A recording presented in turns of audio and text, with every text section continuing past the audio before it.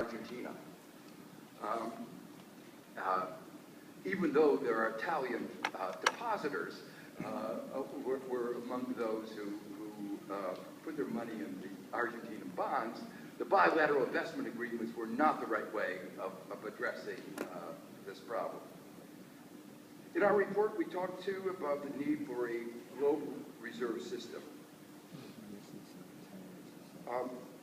Again, as I said, in some way, things are better than they were in 2009, but in some ways, things are worse. And I mentioned one example, the recent court decisions with respect to sovereign debt restructuring.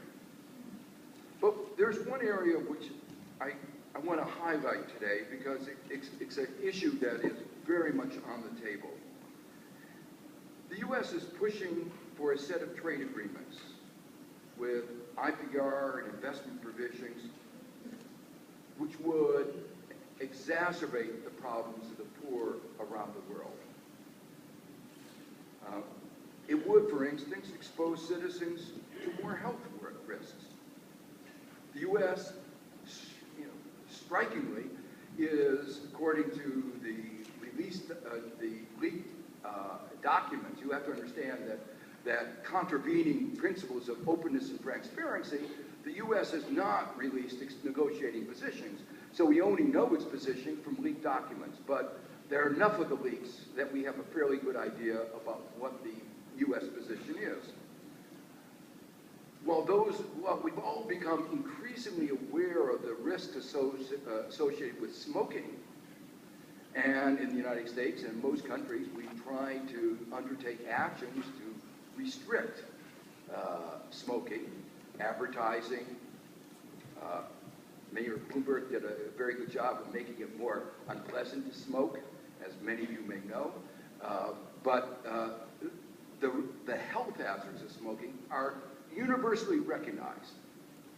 And yet, the U.S., in its trade agreements that it's negotiating, is trying to make sure the countries open their markets to cigarettes in an unfettered way. For those of us who remember, who studied the history of trade agreements, it's reminiscent of what happened 150 years ago. Some 150 years ago, the Western countries attacked China. It was one of the first trade opening initiatives. Market access, they called it. The European powers wanted to make sure that China's market was open to the sale of opium. The reason was related to an issue that we talk about today. There were global imbalances, trade imbalances. China had a lot of things that the rest of the world wanted. For instance, China. But the West had nothing that China wanted. And that resulted in a global trade imbalance. And then the West, the European powers, figured out a way to rectify this imbalance. In going to China to pick up the China, they would stop in Afghanistan and other countries and pick up some opium, make the middleman profits, and sell it to China. And China figured out opium is not really good for your citizens. It doesn't promote productivity.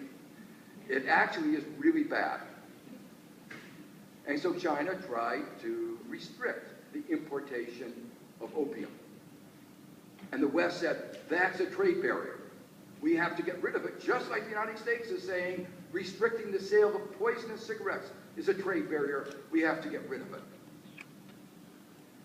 But these kinds of regulations